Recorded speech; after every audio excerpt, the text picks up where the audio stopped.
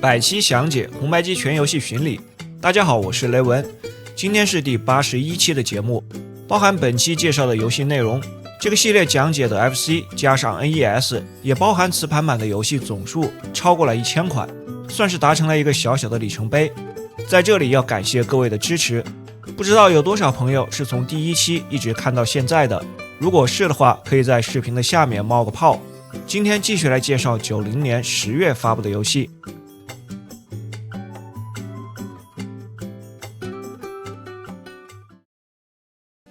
神奇空间由德间书店发布在磁碟机上的一款益智类游戏，是 FamiMega 系列的第2部作品。所谓的 FamiMega 系列，就是德间书店旗下的游戏杂志 Family Computer Magazine 为了增加其影响力举办的一项比赛，设立 FamiMega 磁盘奖，征集游戏的创意，并将优秀作品发布在磁碟机上。该系列的第1作《香港》在第66期介绍过。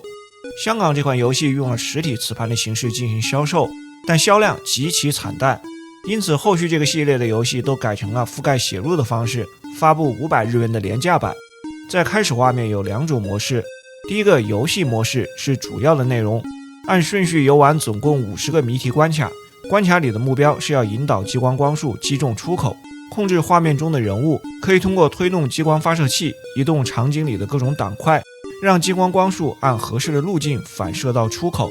画面里像蓝色云朵的图案可以用激光清除，但得小心，如果激光击中任何的墙壁，都会引发房间爆炸，损失1条生命。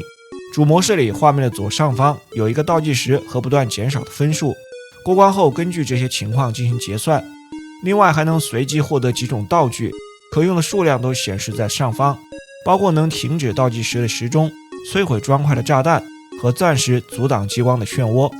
游戏的第2个谜题模式，关卡的内容没有变化，也是这50个谜题，但在这个模式下没有道具，也没有倒计时。此外还有一个单独的编辑模式，可以自己编辑关卡。这款益智解谜类型的游戏有一定的难度，玩法还是不错的，不过作为廉价的磁盘写入，制作的比较粗糙，而且用磁盘的形式运行缓慢，还有读盘的时间，放在90年和众多其他同类游戏相比就没有什么优势了。个人评价2星半。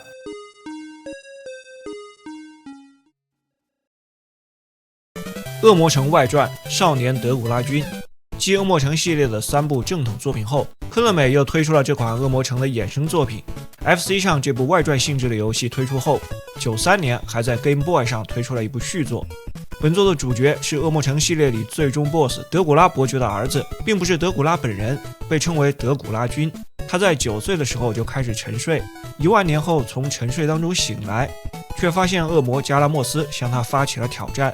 于是他离开城堡，踏上了冒险之旅。游戏是标准的横版动作类型，人物和场景都采用了滑稽可爱的 Q 版风格。方向键移动角色，可以跳跃和下蹲。主角常规的攻击方式是发射妖气弹，下蹲时也能发射，还能朝上方发射子弹。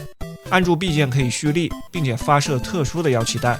一开始只会1种普通的蓄力弹，子弹的体积更大，伤害是普通弹的3倍。随着游戏的进行，能逐步的获得另外5种新的蓄力攻击的能力。用蓄力攻击的方式消灭敌人会掉落金币，收集这些金币能在关卡之间的小游戏里使用。这款游戏里的蓄力所需要的时间很短，从而形成了一种不断的使用蓄力弹收集金币的打法。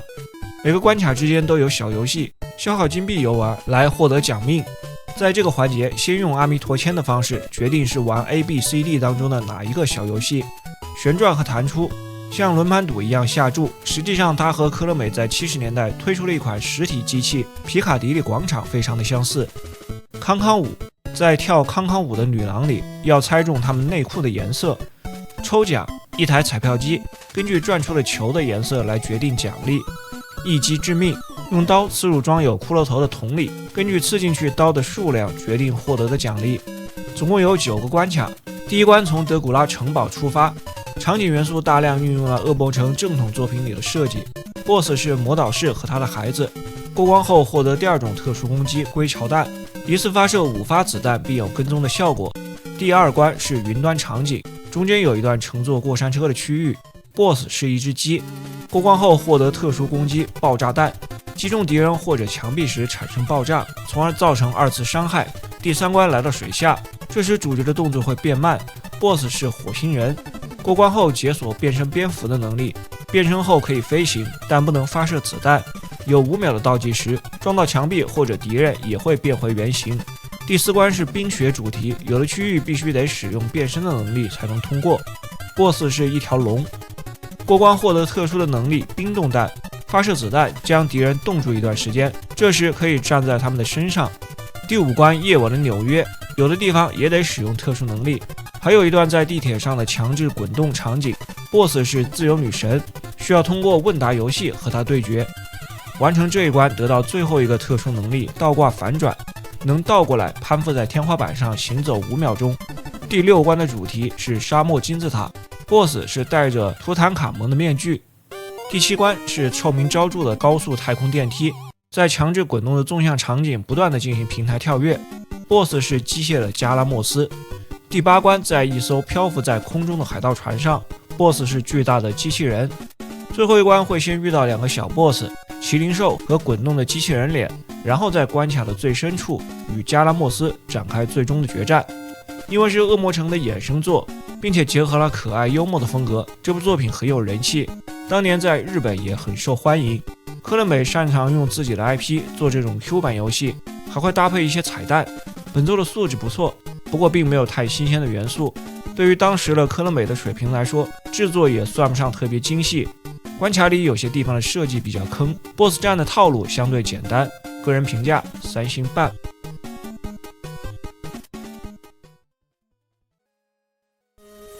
血魔的逆袭由 Micronix 开发，东映动画发行了一款幻想风的角色扮演作品。游戏原名的主标题叫 Bloody Warriors， 一部相当冷门的作品。当年游戏发布后的官方售价定为6200日元，但由于销量惨淡，后来不到1000日元的清仓甩卖价就能够拿到正版。这里用了一个英化版作为画面素材来介绍。故事相当老套，一个邪恶势力统治世界，玩家扮演的主角是蛮族的勇者，命中注定的首领，要收集8颗圣石才能击败大反派。从场景设计到背景音乐都充满了浓厚的原始部落的氛围。系统是相当标准而且基础的 RPG 形式，在城镇和大地图探索时，打开菜单就有3个指令：对话、物品和查看。城镇做的也比较简单。战斗是第一人称回合制，常规的指令包括了攻击、逃跑和使用物品，还可以切换成自动战斗。开始，一个老者告诉主角，第一个任务是要前往南方的库尔加拉洞穴，击败一头狮子，完成试炼，成为黑海岸的首领。接着就能离开初始的区域，前往其他的地点。在一座塔里击败 BOSS， 能救出被俘虏的人。这里能够看到有人加入了，但他并不是作为同伴。在离开了这座塔时，会触发一段剧情，来到游戏里第2种战斗模式，类似策略游戏的战斗，转换到专门的战场，控制部队移动。之前加入的人物作为策略战斗的部队出现，敌我双方接触后又切换到战斗的画面，指令有攻击和使用物品。真正作为 RPG 战斗的同伴会在后面的剧情加入，总共有6名同伴，角色属性的差异也都是最基础的攻击、防御、速度和 HP。RPG 的战斗里最多4人出战，多出来的角色可以当成道具袋。到了中后期能够使用机车作为载具，车辆还会在策略战斗的形式里出现。最后击败邪恶的大 BOSS 卡尔瓦里通关。这款 RPG 的游戏并没有什么重大的缺陷，并不是它做的有多好，而是本身的内容太过于基础，没有什么值得挑毛病的地方。策略形式的战斗只能算是一个噱头，唯一称得上特点的是场景的风格和敌方角色形象的绘制。个人评价2颗星。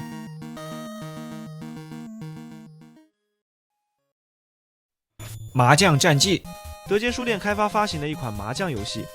正如在之前的节目里介绍麻将游戏时提到的，在这个时期为了保持这类游戏的新鲜感，厂商都会用不同的花样形式把打麻将给包装起来。既然本作的名字里有战记2个字，所以这是一款结合了 RPG 的麻将。开场一段无厘头的剧情，也是老套的邪恶势力侵略，只不过对方的攻击手段变成了麻将。为了应对困境，玩家扮演打麻将的勇者，从城里出发，在大地图上移动，并找寻麻将场所。在城内或者关锁的位置可以进行简单的对话，但主要的目标是要通过打麻将征服这个区域，并且通往下一关。找到对局的对手后，对方是动物的形象，接下来就是常规的麻将玩法，不过这里勇者和敌人都有生命的点数，赢得对局，攻击对方，消耗对手的生命值，直到获胜。在整个的游戏过程中，勇者可以升级，提高攻防属性和最大的生命值，以此来获得获胜后的效果，或者降低失败后的生命损失。也可以学习魔法，实际上就是一些麻将游戏里常见的作弊技能。用麻将击败对手后，对方从动物变成女孩子，所以这是一款 FC 主机上的脱衣麻将。在当前区域获得胜利后，即可离开，前往下一个区域。总共有11个这样的区域，这些场景都不大，都只有少数的几个地点。应该说，这款麻将游戏是走在了最正确的发展道路上，融合了家用机上流行的 RPG 元素，还有女孩子可看。尽管以 FC 的机能看不到什么优质的内容，但至少态度是端正的。个人评价3颗星。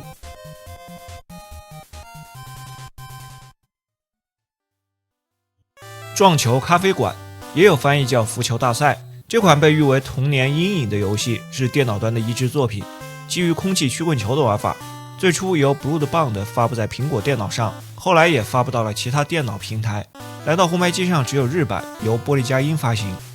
进入游戏后，有一个和游玩内容完全不相干的故事背景，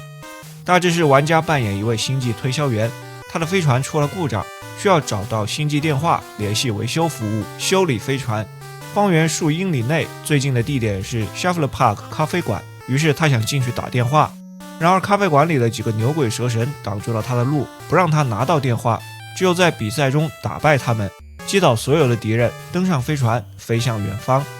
有2种游戏模式，一种是在画面里用光标任意选择一个对手，查看他们的信息并进行1对1的练习赛。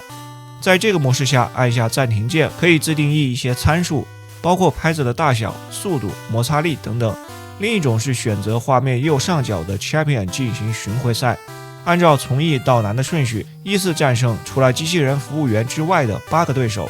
基本玩法和现实中的空气曲棍球非常类似，玩家和电脑对手分别位于球桌的两端，各自控制球拍击打曲棍球。每当其中的一方将球击过对方控制的球拍时，即可得到1分，此时球桌的玻璃挡板会破碎，先赢得15分的一方获胜，平分时得净胜2分。用方向键控制球拍移动，桌面上画线的部分限制了球拍的活动范围，另外按 B 键能让球拍加速， A 键减速，从而达到调整击球力度的效果。巡回赛模式里的8个对手都有自己的打法和击球的特点，从最简单的戴着眼镜的矮个子男孩 Skip 开始，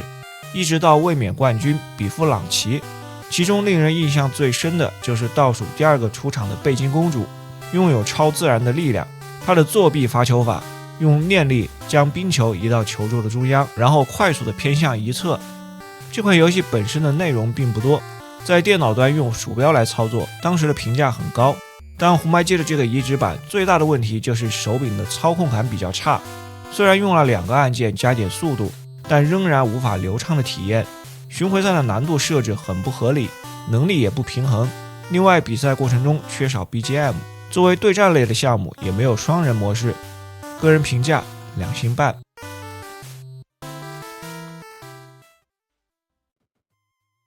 识字软件面包超人喜欢画画。面包超人是日本著名的老牌漫画角色，相关的动画、游戏和玩具等各种周边产品，多年来层出不穷。角色形象主要面对2到6岁的幼儿群体，和美国的芝麻街有些类似，很适合做启蒙。但本作还是娱乐性质，并不能算教育类游戏。这款由东兴开发、万代发行的软件，需要搭配同捆销售的专用触控板来游玩。当年整套加起来的价格是13800日元。这个触控板现在已经成为了最稀有的红白机外设之一。以面包超人为主题的 FC 游戏不止这一部，后来的续作也要用到这款外设。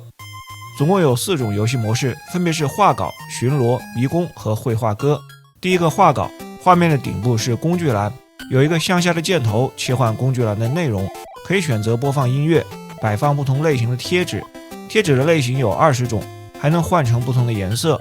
有线条、方框和圆圈能用来绘画，还有一些预设好的图形，用画笔和喷气罐涂色。当然，还可以在一张白纸上随意绘画，自由发挥想象力。第2个模式巡逻，在一个场景里要控制面包超人巡逻，避免敌人抓到自己的同伴，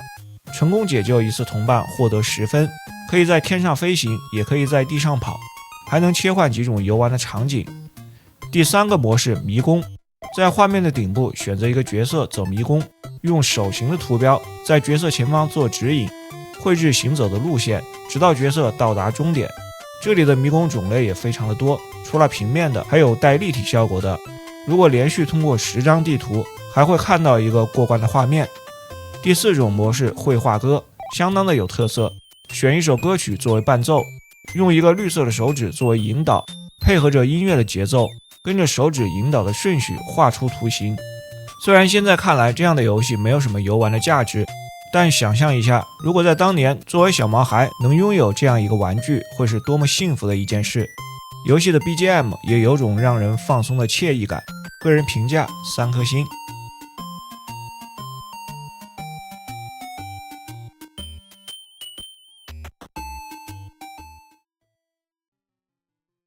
冲锋飞车，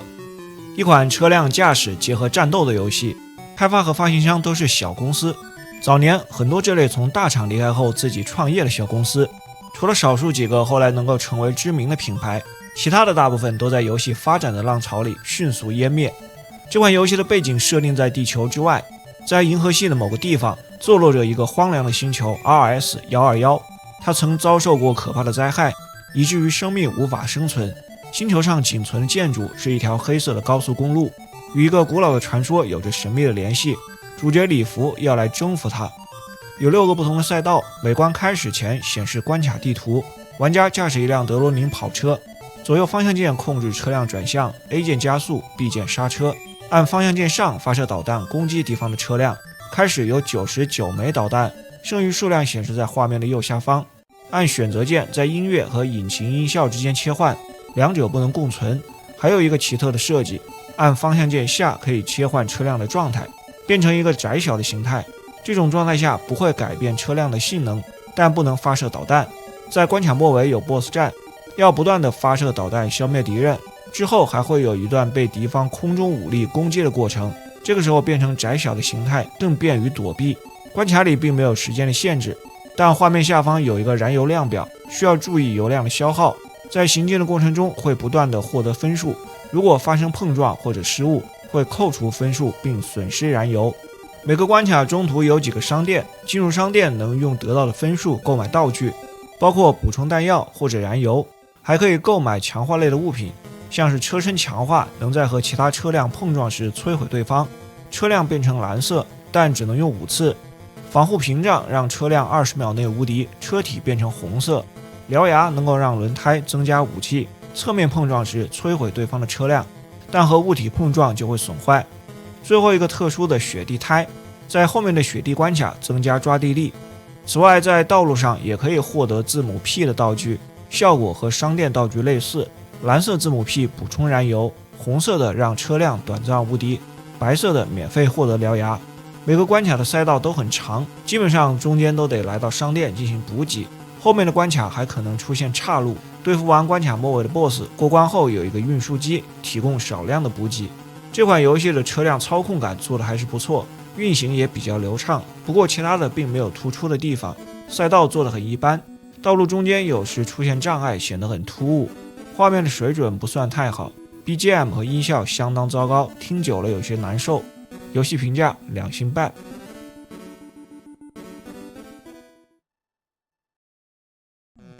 水岛新司大甲子园，卡普空出品的一款漫改游戏，改编自漫画家水岛新司的体育漫画《大饭桶》，以高中棒球比赛为主题。1972年到1987年连载于周刊少年 Champion， 讲述了主人公山田太郎作为神奈川县明训高中棒球部的成员，与他的对手以及同学之间发生的故事。此前卡普空曾经推出过这部漫画改编的街机游戏，但玩法和本作并不相同。这款红白机的棒球游戏是策略模拟的类型，这种棒球模拟之前也介绍过几款，基本上是围绕着数据和简单的战术设定进行的。但是本作应该是从特库摩的足球小将的玩法上吸取了灵感，和之前的棒球模拟很不一样。游戏有单场模式和大甲子园的故事模式，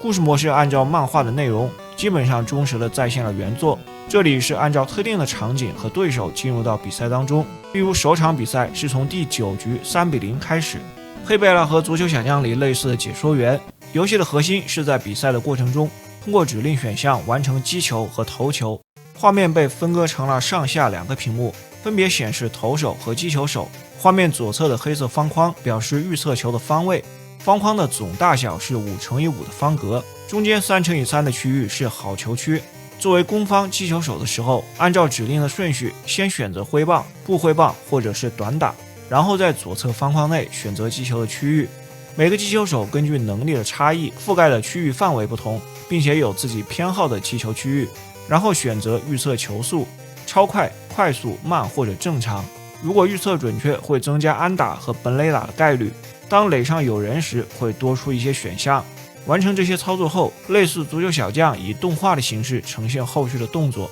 当我方防守时，操控投手的指令，先在右侧选择投球的类型，包括直球、曲线球、快速球等多种类型。类型后面的数字代表了该类型不同的球速。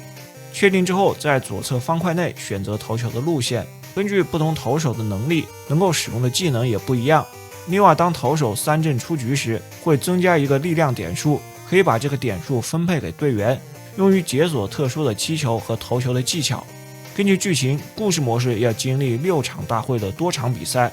这款游戏的素质还是很高的，采用指令选项加动画播片的方式呈现比赛，当年在日本很受欢迎，能够兼容原作的故事呈现和游戏性。不过受限于项目，它在日本以外的地区并没有像足球小将那样热门。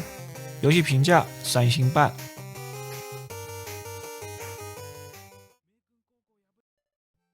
Sunsoft 棒球又是一款棒球游戏，不过这款游戏特殊的卡带比游戏的内容本身更有话题性。这是一款体育类标准的棒球。Sunsoft 之所以在这个时期还要参与到棒球游戏的竞争，也是因为对他们特殊的卡带技术寄予了期望。将卡带插在主机上，从侧面看显得非常的厚实。实际上这是一个双卡带系统，由母卡带和子卡带组成。主游戏的内容就在母卡带里，卡带的背面有一个插槽，这个插槽用于插入小型的子卡带。后续如果有球员和球队数据的更新，只需要把更新的数据包做成小型的子卡带，玩家只要再购买一张价格低廉的小卡带，就可以享受最新数据的游戏。Sunsoft 也是基于这个特点为游戏做宣传，声称可以无限期的享受最新数据的游戏，但实际上最终只发布了2个更新的版本， OB 全明星和91开幕版。对于游戏本身的内容，基本上还是学习南梦宫的家庭棒球系列，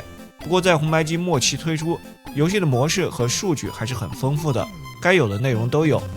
16支可选队伍，其中的12支以真实职业棒球队为原型，剩下的4支是单独设计的原创队伍。可选的球场有4座，也是依照真实场景设计，场地还能设置白天或者夜晚。除了标准的单场模式能用于对战，也有联赛模式、编辑模式。在编辑模式里，能根据自己的喜好组建队伍。另外还有淘汰赛、全垒打大赛和观看模式。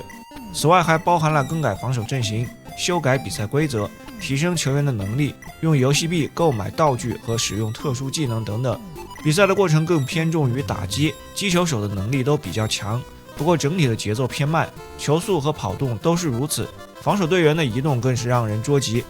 Sunsoft 在红白机的末期选择了这种双卡带发行棒球游戏，显然是错判了主机的未来形势，而且子卡带所谓相对低廉的价格，仅仅作为数据的更新，也不足以把其他棒球系列的玩家挖到自己的阵营。抛开卡带的特殊性，游戏本身并没有特别出彩的内容，个人评价2星半。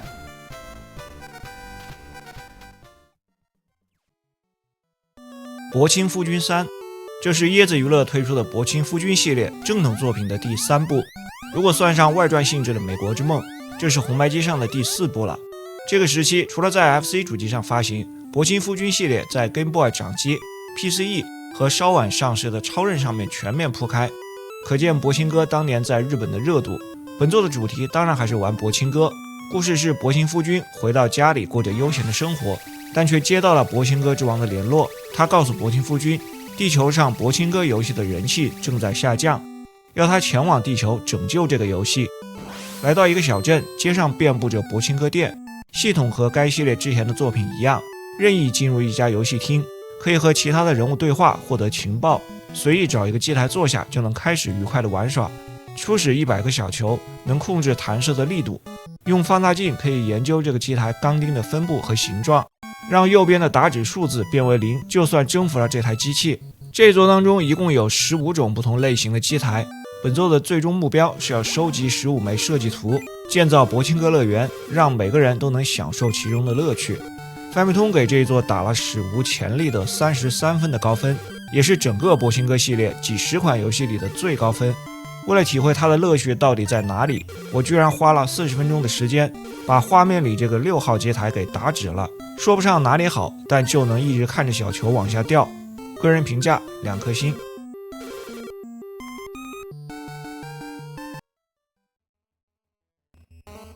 龙珠 Z 强袭赛亚人，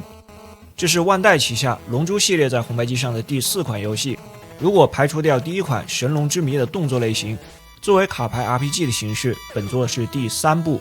前2部是88年的大魔王复活和89年的悟空传。同时本作也是基于龙珠 Z 的首款游戏。游戏的故事情节是根据 TV 版的动画龙珠 Z， 从赛亚人拉蒂兹来到地球，直到贝吉塔战败的这个部分，中间还穿插了89年上映的剧场版的内容和卡里克2世的战斗。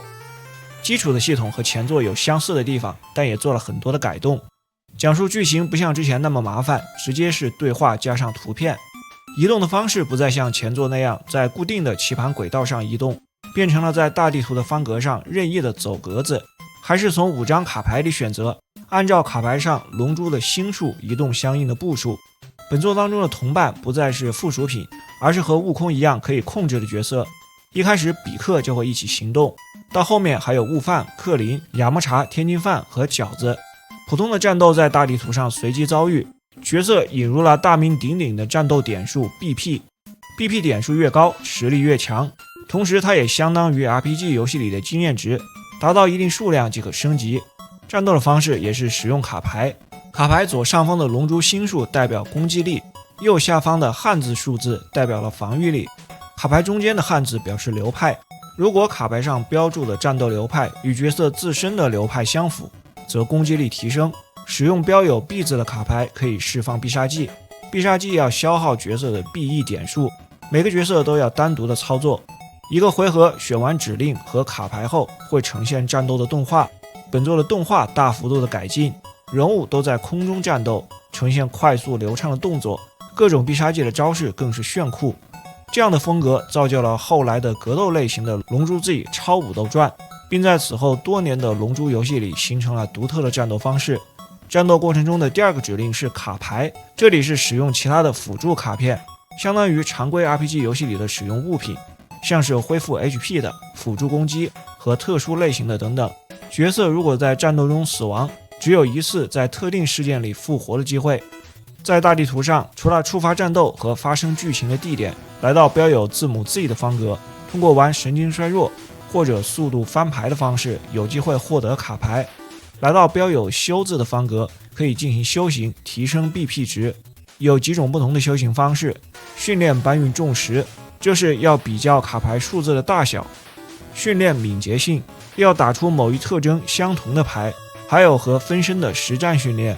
在剧情发展到悟空找到界王的这个部分时，地图的形式参照动画的内容，这时也有几个特殊的训练项目。另外，本作还有一个天下第一武道会的战斗模式，可以通过输入密码使用故事模式里训练过的角色，最多4人对战，但仅支持1个控制器，这个模式只能算是一个雏形。作为对应龙珠 Z 动画的首款游戏，在对于原作的还原上下足了功夫，不光是剧情的讲述，在人物的表情、招式等很多的细节上都力争高度的还原。战斗动画的进化对于龙珠系列游戏的发展更是有着重大的意义。但是作为龙珠卡牌 RPG 的第3部，卡牌系统的一些缺陷依然没有解决。战斗时5张卡牌还是高度的不可预测，加上这一座控制多个人物，有强弱的不平衡，随机遇到的敌人会组队出现，集体攻击最弱的角色，这让不确定性又大大的增加。导致得重复的练级刷 BP， 还得兼顾一些运气，破坏了游戏的体验。不过放在当时，这样一款热门 IP 加上高度还原的作品，已经足够让粉丝们为之欢呼了。个人评价3颗星。